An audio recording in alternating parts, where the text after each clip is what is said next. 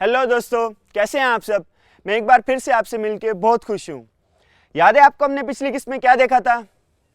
पिछली किस्त में हमने देखा था कि कैसे खुदा ने हमारे लिए शुरू से ही प्लान करके रखा हुआ था कि एक नजात दहिंदा आएगा और हमें हमारे गुनाहों से बचाएगा। आइए आज की किस्त में हम देखेंगे कि कैसे यीशु मसीह पैदा हुए एक अस्तबल में। एक बादशाह एक अस्तबल में पैदा हुआ, ये तो कोई आम बात नहीं है और बहुत से लोग और बहुत से चरवाहे उनको देखने के लिए आए, लेकिन वो सब लोग खुश नहीं थे इस बादशाह की पैदाइश से। बादशाह हेरोदेस के ज़माने में यसू यहूदा के बैतलहम गांव में पैदा हुए। उसके बाद मशरिकी ममालिक के चंद आलिम यरूशलेम में आए और बोले, कहाँ है यहूदियों का बादशाह जो यहाँ पैदा हुआ है? उसकी पैदाइश बताने वाला एक सितारा मशरिक में तुलू हुआ है, जिसको देखकर हम उसको सजदा करने के लिए आए हैं। यह सुनकर बादशाह हेरोदेस और सारा यरूशलेम घबरा गया। हेरोदेस ने फौरन तमाम यहूदी काहिनों के रहनुमा और मुअल्लिमीन शरीयत को यकजा किया और उनसे दरियाफ्त किया, यसू के पैदा होने की जगह कौन सी है? उन्होंने कहा, वो यहूदा के बैतुलहम शहर में पैदा होगा, क्योंकि नबी ने तहरीरों में इसी तरह लिखा है, यहूदा के इलाके में बैतुलहम ही यहूदा पर हुक्मरानी करने वालों में तू ही अहम है, और हाँ, एक हाकिम तुझ में आएगा और मेरी उम्मत इसराइल के लोगों पर वही हुक्मरानी करेगा।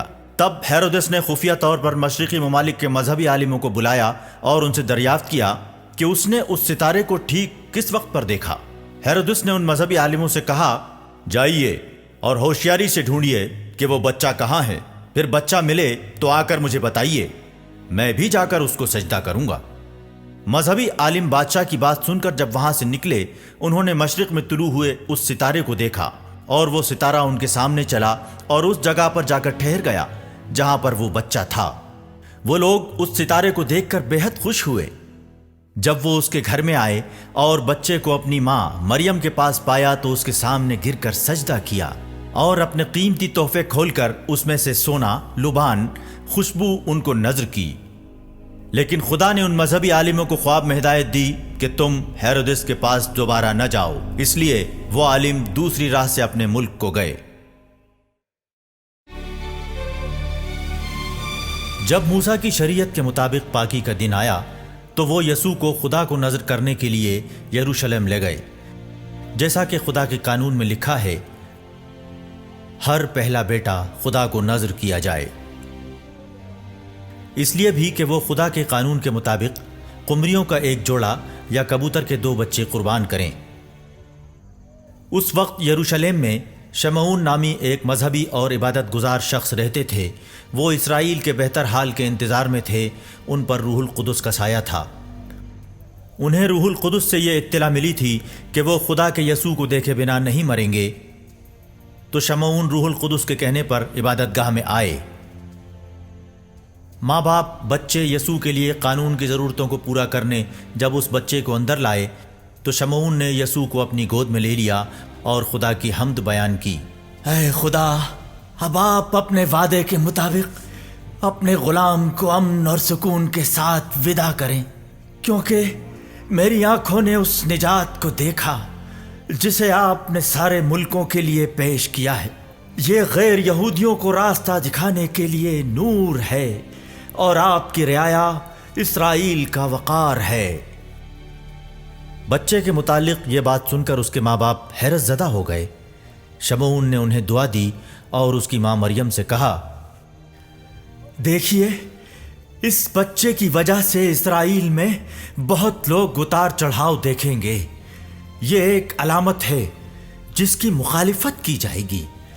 इस तरह बहुत से दिलों के ख्यालात जाहिर होंगे और एक तलवार आपके दिल के आर पार हो जाएगी।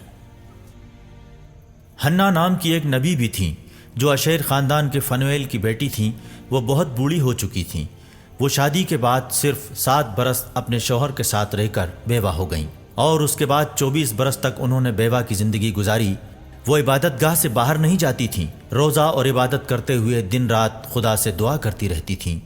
वो उसी घड़ी आकर खुदा की अज़मत बयान करने लगीं और जो लोग यरूशलेम की निजात के इंतज़ार में थे वो उन सब को उस बच्चे के बारे में बताने लगीं। खुदा के कानून के मुताबिक सब कुछ पूरा करने के बाद यूसुफ और मरियम गलील में अपने शहर नासरत लौट गए। بچہ بڑا ہوتا گیا، اس میں طاقت اور عقل بڑھتی گئی اور اس پر خدا کی مہربانی بنی رہی۔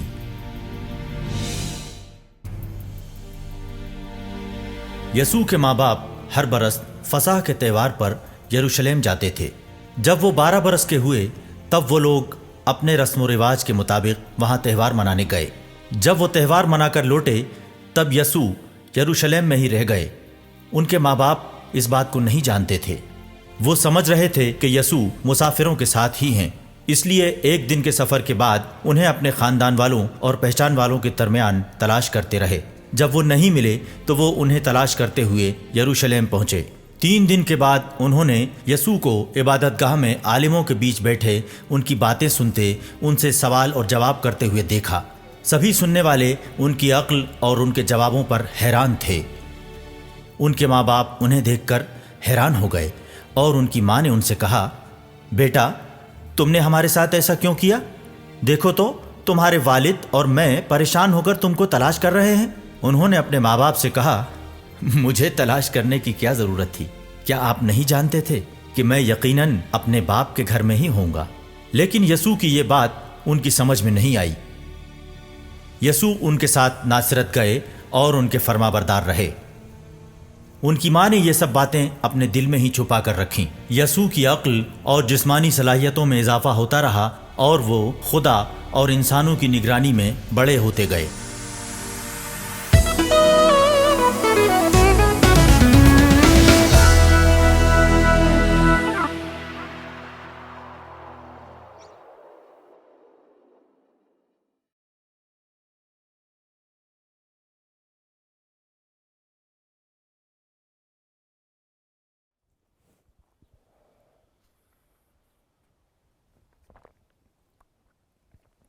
کتنا اچھا موسم ہے نا، کتنا اچھا لگ رہا ہے ریلیکس ہو کے۔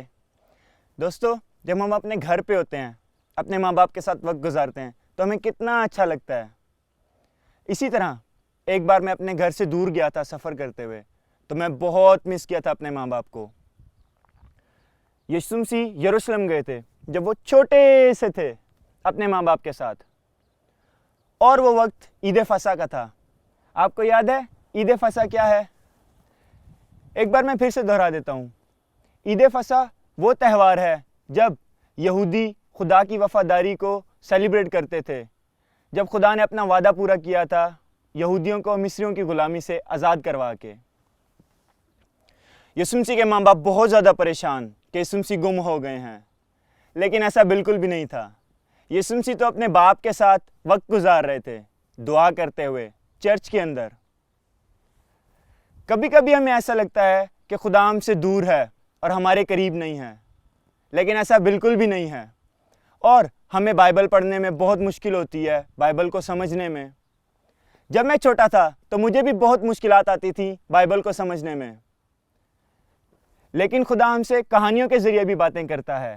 اسی لیے ہم بہت ساری کہانیاں اس پروگرام میں سیکھیں گے بائبل سے، جن کے ذریعے خدا ہم سے باتیں کرتا ہے۔ اور ہمیں چاہیے کہ ہم دعا کریں زیادہ سے زیادہ۔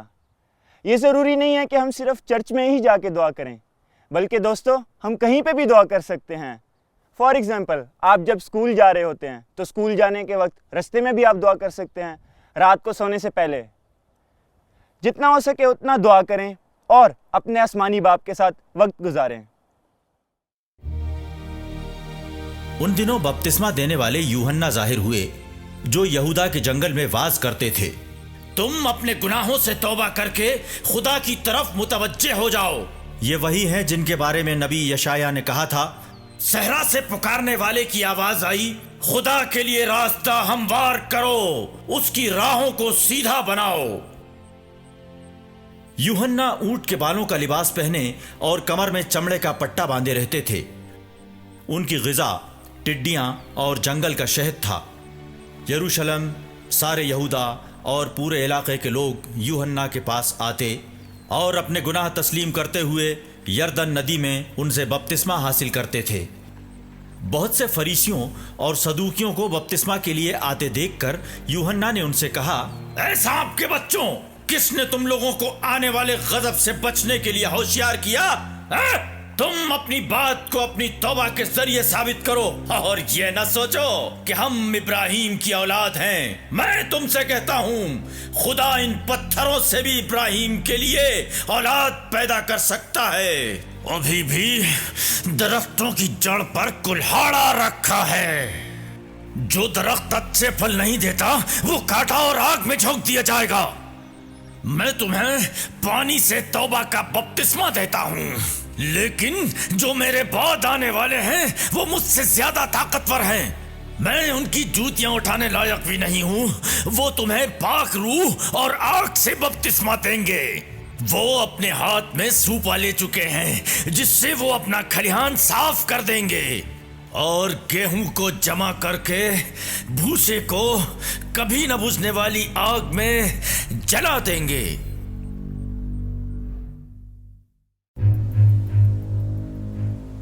اس وقت یسوع یوحنا سے بپتسمہ لینے کے لیے گلیل سے یردن کے ساحل پر پہنچے۔ یوحنا نے یہ کہتے ہوئے انہیں روکنا چاہا، مجھے تو آپ سے بپتسمہ لینے کی ضرورت ہے اور آپ میرے پاس آتے ہیں۔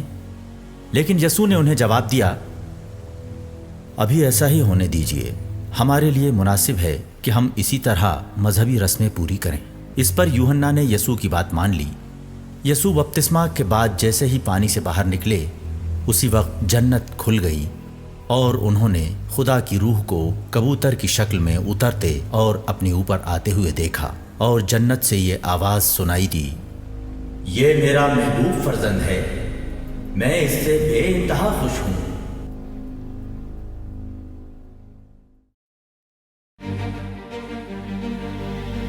اس وقت روح یسوع کو بیابان علاقے میں لے چلا جس سے کہ شیطان ان کا امتحان لے۔ یسوع 40 دن اور 40 رات روزہ رکھتے رہے۔ اس کے بعد انہیں بھوک لگی اور شیطان نے آ کر ان سے کہا، اگر آپ خدا کے بیٹے ہیں تو کہہ دیجئے کہ یہ پتھر روٹیاں بن جائیں۔ یسوع نے جواب دیا، لکھا ہے، انسان روٹی سے زندہ نہیں رہتا، وہ خدا کے منہ سے نکلنے والے ہر ایک لفظ سے جیتا ہے۔ تب شیطان نے انہیں مقدس شہر لے جا کر عبادت گاہ کے مینارے پر کھڑا کر دیا اور کہا، اگر آپ خدا کے بیٹے ہیں تو نیچے کود جائیے، کیونکہ لکھا ہے آپ کے متعلق وہ اپنے فرشتوں کو حکم دے گا، وہ آپ کو اپنے ہاتھوں پر سنبھال لیں گے کہ کہیں آپ کے پیروں کو پتھر سے چوٹ نہ لگے۔ یسوع نے اس سے کہا، یہ بھی لکھا ہے، اپنے خدا کا امتحان مت لو۔ پھر شیطان یسوع کو ایک بہت اونچے پہاڑ پر لے گیا اور دنیا کی ساری حکومتوں اور ان کا شان و شوکت دکھلایا اور بولا، اگر آپ سر جھکا کر میری عبادت کریں تو میں یہ سب کچھ آپ کو دے سکتا ہوں۔ یسوع نے جواب دیا، ہٹ جا شیطان، لکھا ہے، اپنے خدا کی عبادت کرو اور صرف اسی کی خدمت کرو۔ اس پر شیطان انہیں چھوڑ کر چلا گیا اور فرشتے آ کر ان کی خدمت کرتے رہے۔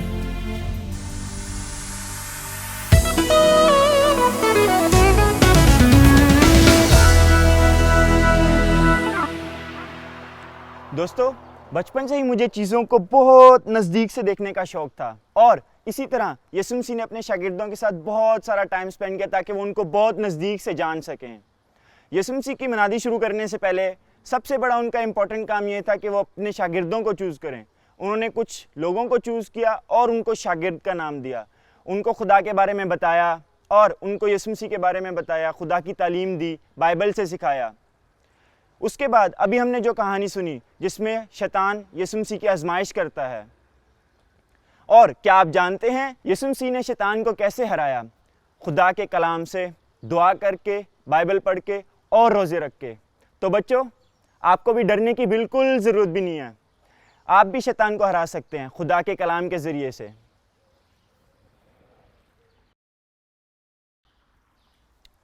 یسوع مسیح کی خدمت کا حصہ یوحنا کو تیار کرنا بھی تھا۔ یوحنا یسوع مسیح سے تھوڑا سا پہلے آیا تھا اور ان کا کزن تھا، اور یسوع مسیح کا رستہ تیار کر رہا تھا، لوگوں کو یسوع مسیح کے بارے میں بتا رہا تھا، خدا کے کلام کے بارے میں بتا رہا تھا اور انہیں بپتسمہ دے رہا تھا۔ کیا آپ جانتے ہیں یوحنا کو اور باقی کے شاگردوں کو؟ آئیے ملتے ہیں باقی کے شاگردوں سے۔ دوسرے دن یوحنا दोबारा अपने 2 शागिर्दों के साथ खड़े थे, उन्होंने यसू को गुजरते हुए देखा और कहा, देखो खुदा का मेमना। दोनों शागिर्द उनकी ये बात सुनकर यसू के पीछे हो लिए। यसू ने मुड़कर उन्हें अपने पीछे आते देखा और पूछा, क्या चाहते हो? उन्होंने जवाब दिया, रब्बी यानी उस्ताद, आप कहाँ रहते हैं? यसू ने उनसे कहा, आओ और देखो। उन्होंने जाकर देखा कि वो कहाँ रहते हैं और उस दिन वो उनके साथ रहे। उस वक्त शाम के तकरीबन 4 बजे थे। जो यूहन्ना की बात सुनकर यसू के पीछे हो लिए थे, उन दोनों में एक शिमोन पतरस के भाई अंद्रियास थे। उन्होंने सुबह अपने भाई शिमोन से मिलकर कहा, हमें मसीह मिल गए हैं, यानी ख्रिस्ट। और वो उन्हें यसू के पास ले गए। यसू ने उन्हें देखकर कहा, तुम यूहन्ना के बेटे शिमोन हो, तुम कैफा कहलाओगे, यानी चट्टान या पतरस। दूसरे दिन यसू ने गलील जाने का फैसला किया। उनकी मुलाकात फिलिपुस से हुई और उन्होंने उनसे कहा, मेरे पीछे चले आओ। फिलिपुस बैतसैदा के अंद्रियास और पतरस के शहर के रहने वाले थे। फिलिपुस नथानियल से मिले और बोले, मूसा ने कानून में और नबियों ने जिनके मुतालिक लिखा है वही हमें मिल गए हैं। वो नासरत के रहने वाले यूसुफ के बेटे यसू हैं। नथानियल ने जवाब दिया, भला नासरत से भी कोई अच्छी चीज आ सकती है? फिलिपुस ने कहा, आओ और खुद देख लो। यसू ने नथानियल को अपने पास आते देखकर कहा, देखो ये एक सच्चा इस्राएली है, इसमें कोई फरेब नहीं। नथानियल ने उनसे कहा, आप मुझे कैसे जानते हैं? यसू ने जवाब दिया, फिलिपुस के जरिए तुम्हें बुलाए जाने से पहले ही मैंने तुम्हें अंजीर के पेड़ के नीचे देखा। नथानियल ने उनसे कहा, रब्बी, आप खुदा के बेटे हैं, आप इस्राएल के बादशाह हैं। यसू ने जवाब दिया, मैंने तुमसे कहा, मैंने तुम्हें अंजीर के दरख्त के नीचे देखा, इसलिए तुम यकीन करते हो। तुम इससे भी अजीम मोजिज़ा देखोगे। यसू ने उससे यह भी कहा, मैं तुमसे सच कहता हूं, तुम जन्नत को खुला हुआ और खुदा के फरिश्तों को इंसान के बेटे के पास आते जाते हुए देखोगे।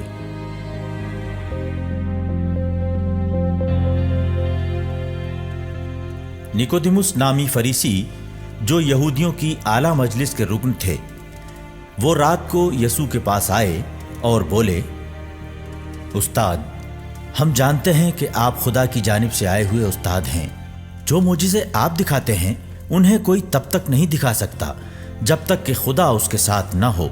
यसू ने जवाब दिया, मैं आपसे ये कहता हूँ, जब तक कोई दोबारा पैदा न हो उस वक्त तक वो जन्नत की बादशाहत नहीं देख सकता। निकोदिमुस ने उनसे पूछा, बूढ़ा आदमी कैसे दोबारा पैदा हो सकता है? क्या वो अपनी मां के पेट में दूसरी बार दाखिल होकर पैदा हो सकता है? यसू ने जवाब दिया, मैं आपसे सच कहता हूं, जब तक कोई इंसान पानी और रूह से न पैदा हो तब तक वो खुदा की बादशाहत में दाखिल नहीं हो सकता।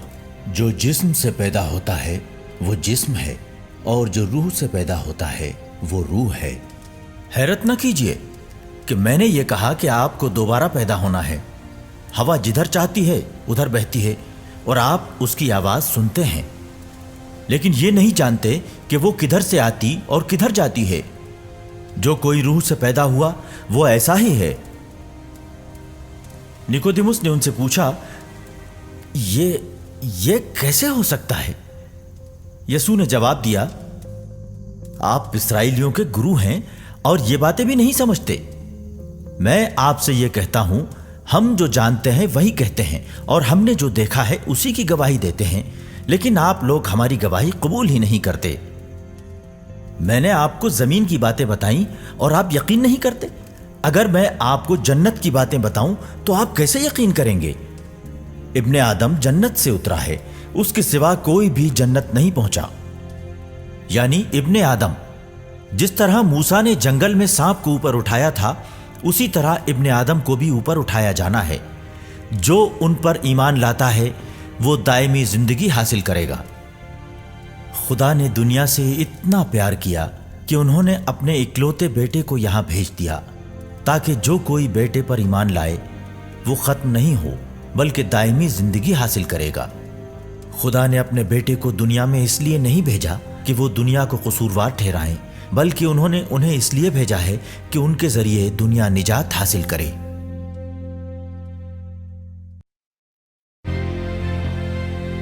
उन 2 दिनों के बाद वो वहां से रुखसत होकर गलील गए। यसू ने खुद कहा था कि अपने मुल्क में नबी का एहतराम नहीं होता। जब वो गलील पहुंचे तो लोगों ने उनका इस्तकबाल किया, क्योंकि यसू ने त्यौहार के दौरान यरूशलेम में जो कुछ किया था वो सब उन्होंने देखा था। त्यौहार के लिए वो भी वहां गए थे। फिर वो गलील के काना शहर में आए, जहां उन्होंने पानी को अंगूरी रस बना दिया था। कफरनहूम में हुकूमत के किसी वजीर का लड़का बीमार था। जब वजीर ने सुना कि यसू यहूदिया से गलील आ गए हैं तो वो उनके पास आए। उन्होंने उनसे दरख्वास्त की कि वो चलकर उसके लड़के का इलाज कर दें, क्योंकि उनका लड़का मरने को था। यसू ने उनसे कहा, तो आप लोग निशान और मौजिज़ा देखे बगैर ईमान नहीं लाएंगे? इस पर वजीर ने उनसे कहा, जनाब बराए मेहरबानी चलिए, कहीं मेरा बच्चा न मर जाए। यसू ने जवाब दिया, जाइए, आपका लड़का अच्छा हो गया है। वो वजीर यसू के कौल पर यकीन करके चले गए। वो रास्ते ही में थे कि उनके मुलाजिम मिल गए और उनसे बोले, आपका लड़का अच्छा हो गया है और जिंदा भी है। उन्होंने उनसे पूछा कि किस वक्त उसकी तबीयत सुधरने लगी थी। उन्होंने कहा, कल दिन के 1 बजे उसका बुखार उतर गया। तब बाप समझ गया कि ठीक उसी वक्त यसू ने कहा था, आपका लड़का ठीक हो गया है। और वो अपने पूरे खानदान के साथ यसू पर ईमान लाए।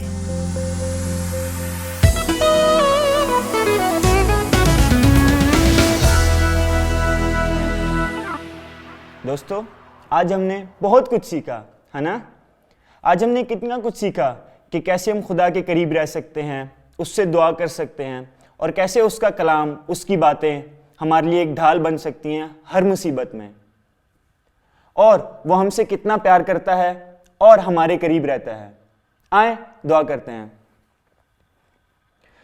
खुदा, तेरा शुक्र है कि तू हमारे करीब रहता है और हमारी हिफाजत करता है। खुदा, हमें हर मुसीबत से बचा। आमीन। आए अब हम प्रेयर लिखते हैं और पीछे हैंग कर देंगे।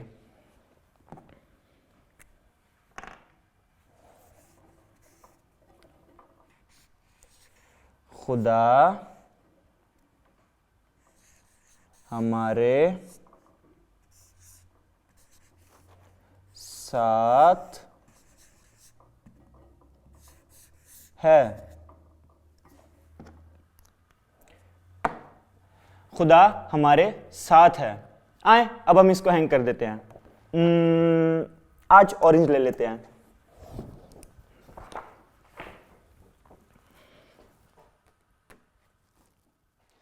दोस्तों, आज हमने बहुत कुछ सीखा। याद रखें, खुदा आपसे बहुत ज़्यादा प्यार करता है, और दुआ करते रहें ताकि लोग जानें आपकी ज़िंदगी से कि खुदा के आप बहुत अच्छे प्यारे बच्चे हैं। मिलते हैं अगली किस्त में। बाय।